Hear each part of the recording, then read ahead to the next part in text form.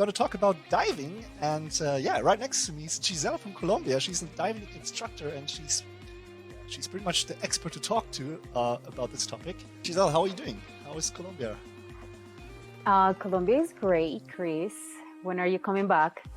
And I'm doing awesome. What's your connection to diving? Maybe you can introduce yourself to our viewers. Diving has been one of my biggest dreams since I was a kid. And then when I grew up, I guess I started to postpone it. And suddenly one day I said, you know what, this is the time. So I looked for a scuba diving instructor, got my certification as the first level for PADIs, open water, and then the advanced. And then after that, I started traveling around the world. That's where I met you. And then I end up in an island in the Southeast Asia in Thailand. The island is called Koh Tao. And right there, I made the decision that I wanted to stay there for 3 months doing my dive masters. And so I became a dive master. And then right after I came back from my trip, I started working in a few dive centers in Colombia. And one of the instructors said, like, you know what, you have the profile to become a dive instructor. And I was like, yeah, let's do it. Let's do diving a little bit more professional. So up to now, so I've been doing a lot of diving. I can recommend you the place where I did my dive master. It's a great school. It's a great diving center. Can I name the dive center? Yeah, here? Sure. I will actually go on. Blue. Let me open the map as well, and show the people as well. So, what's the name? Big Blue in Koh Tao. Here, Big Blue Diving Resort. Right. So now we're looking. See, I actually wanted to go to Koh Tao, to Nang Yuan Island. Well, if you want to do your dive masters, for me, to be honest, I think is the best place to do it. And Big Blue is a very nice diving shop. All the professionals are great. The environment is awesome, friendly, and I have to tell you, like, the training you're gonna get there is one of the best. Well, the island is in the tropic, so you're gonna have really nice weather, but you do have to check because there is a season where visibility is not that great, and the monsoons also are pouring down in Southeast Asia. Even to become a dive master, you know, they require you to have a minimum of dives logged, and actually you can do it. You can go there and log all your dives. They constantly are going into the water with a lot of experiences, so you can go there and start from 0 dive-ins and pile up to the 100 dives. And once you complete your 100 dive, then you have to do something that is called the naked dive. Oh, really? That's really a thing. I was joking earlier. Well, you see, that's why I said that. So for your 100 dive, then you gotta go naked. Like completely naked, yeah? Is that a thing? Now, it is. It's a season actually for whale shark. And it was amazing because pretty much every single day that we went diving, we will run into a whale shark. Wow. So that's amazing. I extremely recommend you guys because it's lovely.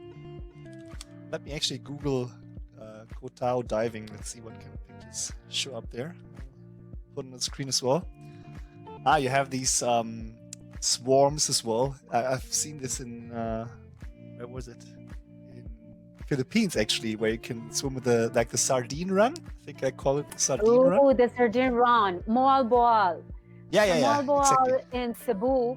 Actually, you can go to that place. Moab is in the island of Cebu. And the sardine run has a season 2. Season I think is also August, September, October. I think it's October, November. When did I go to Philippines? Okay, I lost track. But you can go to the Philippines in the season of the sardine run. It's amazing. It's amazing. I'm just showing them some pictures. You're diving, show them. Sometimes you're diving. That pass, you see how you see the cloud that you just see like some silver thing. So I remember going diving, and suddenly, it's bright, it's sunny under the water, and suddenly they shoot down the light under the water. Like literally, they shoot down the light. I was like, what the heck? We look up, and right there they are. Looks like aliens. Like kind of an alien spaceship or something. It's really amazing. Blocking the light. And it was amazing. And then when we surfaced, I was playing with them. So I put my snorkel, took off my tank, got back in the water, and I started playing with them. And it's amazing because they open up, and then suddenly you get surrounded by them, and it's just amazing. And you can do the diving from the shore. Yeah, that's what I remember as well. It's really close to the shore. You don't need to go like deep into the ocean or far from the shore to see them. Some places when you're diving, you need to take a boat and make a long trip, maybe half hour or more, to see some things. Here they're just right there. You can put your snorkel and just go there from the shore and play with the sardines. So this shark is very particular, but you can see treasure sharks. Not the body, but the tail is extremely long. The tail is as long as the body. So considering the tail and the body, you can see treasure sharks about maybe 3 meters max. Have you been diving in the Galapagos Islands? Because you can swim with the hammerhead sharks there, right? Yes, hammerheads, gray sharks. The other side of the world. Here, because when I was there, I was talking to some divers, and they basically told me, like, I was just open water guy, so I can't even dive there at all, I think, because you need to be really experienced in Galapagos if you want to dive there. But I've seen the videos with the hammerhead sharks. I will put it on the stream. So you've done this as well, yeah? So hold on 1 second. You went to Galapagos, but you didn't dive in Galapagos. No, I was, but there's so many other cool things you can see, right? In terms of wildlife. Of course, it would have been even nicer. I totally agree. Galapagos is a great place for you to visit. But I'm telling you, if you go to Galapagos and you don't dive, you are missing almost 50% of the amazing things. I'll have a reason to come back regarding wildlife that are in Galapagos. Yeah, but even without the diving, I still had an amazing time there. It's just such. That's what I'm telling you, because I dove there, so I have to tell you. Hammerheads. So hammerheads are one of the biggest too. They actually dive in a school of a school of fish. So when you see them, a lot of the times you see like a bunch of them, and it's amazing. But sometimes when you see a big one lonely, usually it's a male, and and then they look a little bit intimidated. They look kind of funny for sure, with their big eyes on the side. It's like, imagine if they have to get some glasses. When you face one of them, they don't look funny anymore. No? Yeah. No. You can, I'm not as scared about sharks, I actually enjoy them. But my first encounter with a hammerhead was like, whoa, buddy, you are big and you don't look funny at all. I'm looking for this video, I'm not sure if this one, where they had hundreds of them. This is already cool, but it's not hammerhead sharks. It's a different shark. Just, look at this. Google Oh, what kind of sharks are those? They are not hammerheads. They look like So many? reef sharks. They look like reef sharks. Here in Providence Island in Colombia, we have a place that actually you dive with sharks. A lot of reef sharks, the gray reef sharks. They're amazing. Look at Yes, them. they're Oh my God, they are harmless, so right? pretty. They are. You know, if you behave well, if you respect the animals under the water, you're not gonna be attacked. Like, come on, just Before I do the master, I definitely need to get like a. Do they offer that like a refresher basic, yeah. or do you It's have to called do the whole yeah, thing it's a again? refresher. No, They it's have a a refresher. refresher. So you'll do a refresher just to refresh all your knowledge, and then from there you keep, you know, your training. Yeah, no, I'm definitely gonna do that, and I'm gonna get my masters, and because you just have so many more opportunities to go diving then. Because with 60 meters, you're quite often limited in terms of what you can see, especially like with the shipwrecks. You know, they're often deeper than 16. Of course, there's exceptions as well where you have amazing shipwrecks like 5 meter under the ocean, and you can just Totally. snorkel or just free dive there. But yeah, how many shipwrecks have you seen? Like, is that something you enjoy, or do you prefer like corals and you know? I enjoy them. I also have a specialty. There isn't a, you can go and see a shipwreck, but you cannot go inside a shipwreck. If you want to go inside the shipwreck, then you will have to get another specialty and another type of training for that, because you can actually, you know, get in danger if you penetrate one of these shipwrecks. So for You get me, stuck. doing that, specialty was amazing.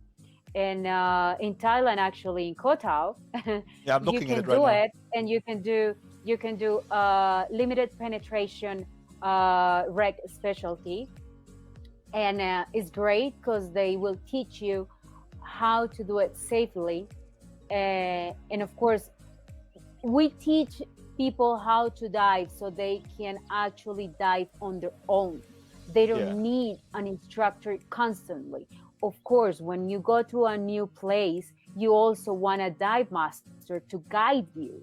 You know, it's like when you go and walk in the woods and you have no idea where to go, then you need a tour guide to tell you, hey, don't take this path, take this other, da da da da da da. It's always good to have friends who are dive masters. It's true. It's true. So the dive master is great because you will be actually that guide. And of course, if you get to a new place, then you need to learn the spots, the directions, the currents. And here in Koh Tao, they have this amazing wreck, which has actually a really cool story. And they will teach you how to do the penetration, the limited penetration. And So what does that mean exactly? you can get inside. What was that?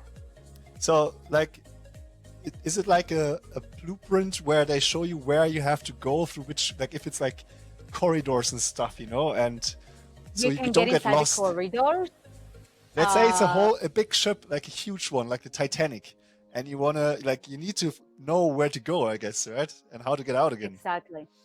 You need to know where to go. You need to know where to exit in case of an emergency. You need to have your floatability needs to be neutral and extremely good. The buoyancy, like the buoyancy has to be great. So I remember trying that, like perfecting it. Yeah, so you can go inside the wreck without get tangled to, you know, an equipment or a door or whatever kind of things that you're gonna the debris that you're gonna find inside the wreck. Have you seen these? The grouper, a giant grouper. Here in Colombia, we get a lot of them, and a huge one too. Yeah, look at the size of that thing. We have one called the bird one, in Spanish, the barbas, the bird one, because it's an old guy. So it bird, like the beard, the Ah, beard. bird. I thought So, burp, yeah, like bird, the burping. bird. No, no, no, Ah, no. okay. The, I thought he yeah, burped all the sorry. time. So because it gets a bunch of yellow, tiny yellow fish around its mouth, Uh-huh. so it looks like a beard. Ah, okay. Now It's I amazing. understood the correct one because I understood two incorrect words. First I understood burp and then bird, but it's beard. Yeah. So I don't know if you actually got into the wreck, but if you Google Providencia wreck diving, you're gonna see the wreck. In Providencia, you spell it Providencia.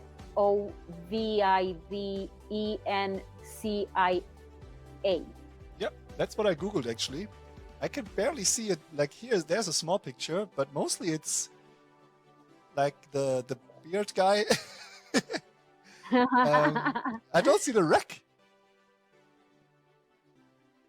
There's only one picture here. Small picture. Blue diamond. No, but if you go down, you see that there is a part of a wreck there. Ah, San Andres. San Andres. Yeah. Is it this one here on the right side? I don't know if See it? that's click on that one. Oh yeah, the one that is Fell down, like it's sideways. Yep, that one. There is another diving in Southeast Asia. There is this other place which I extremely recommend. Diving in Komodo, and you can do the best way. I think the best way to dive Komodo is do a